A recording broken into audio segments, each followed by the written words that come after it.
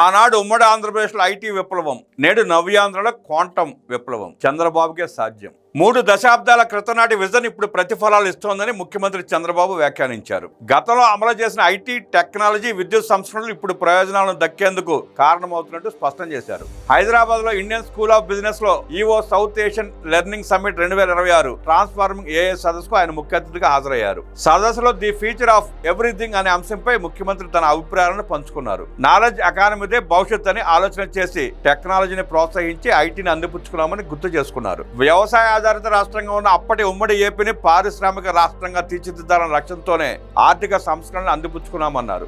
ఐటీకి ఇచ్చిన ప్రోత్సాహం కారణంగానే బెంగళూరు, చెన్నై లాంటి నగరాలను వదిలి మైక్రోసాఫ్ట్ హైదరాబాద్ లోకి అడుగుపెట్టిందన్నారు. ఐఎస్బి, జీనోమ్ వ్యాలీ లాంటి ప్రతిష్టాత్మక ప్రాజెక్టులు వచ్చాయన్నారు.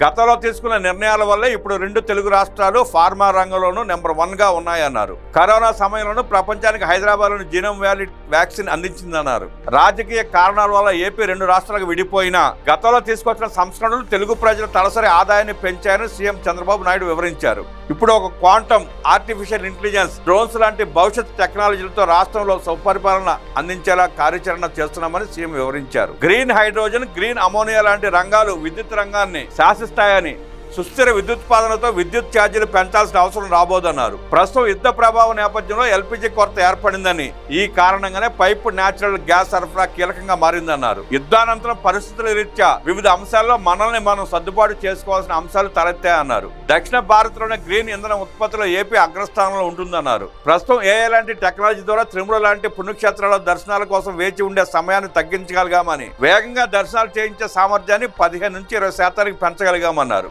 ఆధునిక ల్యాబ్ ద్వారా ప్రసాదం తయారీలో వినియోగించే పదార్థాలను నిత్యం పర్యవేక్షిస్తున్నామని ముఖ్యమంత్రి స్పష్టం చేశారు. గతంలో కల్తీ నెయ్యి వినియోగించేందుకు ఇక ఆస్కారం ఉండబోదన్నారు. రాష్ట్ర ప్రజల ఆరోగ్యాన్ని నిరంతరం తెలుసుకునేలా డిజిటల్ హెల్త్ రికార్డు రూపొందిస్తున్నామన్నారు. త్వరలో ఏఏ డాక్టర్ సేవలతో పాటు రైతులకు ఉపకరించేలా ఏఏ అగ్రానమిస్ట్ సేవలు అందించబోతున్నట్టు సీఎం చంద్రబాబు వివరించారు. పాలనలో ఇవాళ తీసుకున్న నిర్ణయాలన్నీ రేపటికి చరిత్ర అవుతాయని, గతంలో తీసుకున్న స్వల్ప, మధ్య, దీర్ఘకాలిక ప్రణాళికలు ఫలితాలు ఇచ్చాయన్నారు. ప్రస్తుతం అమరావతికి టెక్నాలజీ అనుసంధానించి స్మార్ట్ సిటీగా బ్లూ గ్రీన్ రాజధానిగా నిర్మిస్తున్నామన్నారు. రాజధాని నిర్మాణంతో పాటు పోలవరం ప్రాజెక్టు ప్రతిష్టాత్మకంగా నిర్మిస్తున్నామని వివరించారు. గోదావరిలో వచ్చే 50 లక్షల క్యూసెక్ల వరదను తట్టుకునేలా ఈ ప్రాజెక్టు నిర్మాణం జరుగుతోందన్నారు. ప్రాజెక్టు పూర్తయితే ఇతర రాష్ట్రాలకు కూడా ప్రయోజనాలు కలిగేలా చేయవచ్చన్నారు. ఏపీలో 3 రీజియన్లుగా అభివృద్ధి ప్రాజెక్టులు చేపడుతున్నామన్నారు.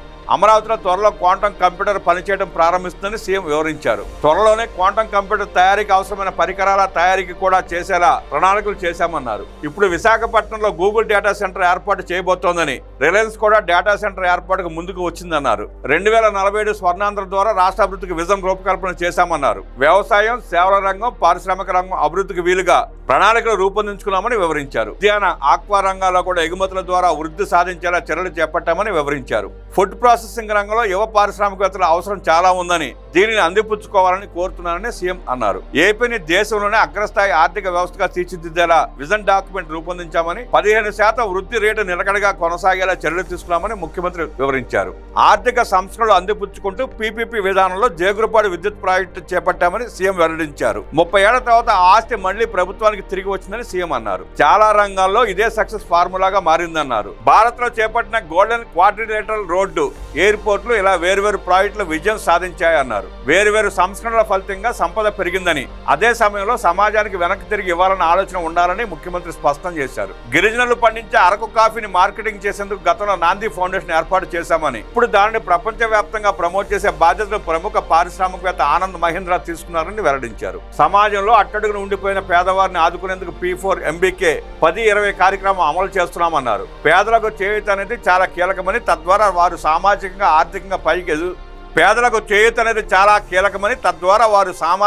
ఆర్థికంగా పైకి ఎదగగలుగుతారని సీఎం వివరించారు. వివిధ దేశాల్లో వయోవృద్ధుల సంఖ్య పెరుగుతోందని, 2047 తర్వాత భారత్లోనూ ఇదే సమస్య వచ్చే అవకాశం ఉందని సీఎం అన్నారు. దక్షిణ భారత్లోనూ ఫెర్టిలిటీ రేటు పెరిగేలా చర్యలు చేపట్టాల్సి ఉందన్నారు. అందుకే పాపులేషన్ మేనేజ్మెంట్ పాలసీ ద్వారా ప్రోత్సాహం కల్పించాలని నిర్ణయించామన్నారు. 2024లో మళ్లీ తాము అధికారంలోకి వచ్చే సమయానికి ఏపీ అంతా సర్వనాశనమైందని, గత పాలకుల 5 ఏళ్ల పాలనా కాలంలో బ్రాండ్ పోయిందని, వ్యవస్థలు సర్వనాశనం అయ్యాయని అన్నారు. రాష్ట్ర విభజన కంటే దారుణంగా రాష్ట్ర పరిస్థితి తయారైందన్నారు. ప్రజలు తీవ్రంగా ఇబ్బందులు పడే పరిస్థితి వచ్చిందని, అయితే 2024లో కూటమి అధికారంలోకి వచ్చాక కొన్ని ప్రోగ్రెసివ్ నిర్ణయాలు తీసుకుని సంక్షేమం, అభివృద్ధి, సుపరిపాలన చేస్తున్నామని వివరించారు. ప్రస్తుతం పెట్టుబడుల్ని ఆకర్షించడంలో ఏపీ అగ్రస్థానంలో ఉందని వివరించారు. గతంలో అమరావతి నిర్మాణం జరుగుతుండగా గత పాలకులు శ్మశానాన్ని గేలి చేసి విధ్వంసానికి పాల్పడ్డారన్నారు. ఇప్పుడు మళ్లీ దానిని పునర్నిర్మిస్తున్నామన్నారు. పోలవరం ప్రాజెక్టును కూడా 2019 వరకు 72% పనులు పూర్తి చేశామని, గత పాలకులు పట్టించుకోక విధ్వంసం చేశారన్నారు. 440 కోట్ల రూపాయలతో నిర్మించిన డయాఫ్రామ్ వాల్ ధ్వంసమైందని, మళ్లీ అదే పనిని 1000 కోట్ల రూపాయలతో చేపట్టాల్సి వచ్చిందని ముఖ్యమంత్రి వివరించారు. EO south Asia learning summit 2026లో హైదరాబాద్ హైటెక్ సిటీగా మలిచిన తీరుపై నిర్వాహకులు వీడియోను ప్రదర్శించారు. ఉమ్మడి రాష్ట్రంలో ప్రపంచ ఐటీ కేంద్రంగా హైదరాబాద్ ను తీర్చిదిద్దడంలో చంద్రబాబు విజన్ ను నిర్వాహకులు వీడియోలో ప్రదర్శించారు. ప్రస్తుతం ఆంధ్రప్రదేశ్ ను $2.4 ట్రిలియన్ ఎకానమీగా మార్చేందుకు ప్రణాళికలు చేస్తున్నారంటూ దాంట్లో పేర్కొన్నారు. 1995 నుంచి హైటెక్ సిటీ నిర్మాణం, genome valley, financial district, Microsoft లాంటి కంపెనీల రాక అంశాలను ప్రస్తావిస్తూ వీడియో ప్రదర్శించారు. ప్రస్తుతం క్వాంటమ్ వ్యాలీ ఏఐపై ఏపీ ఫోకస్ పెట్టిందంటూ ఇచ్చిన presentation south Asia learning summit కు హాజరైన పారిశ్రామికవేత్తలను విశేషంగా ఆకట్టుకుంది.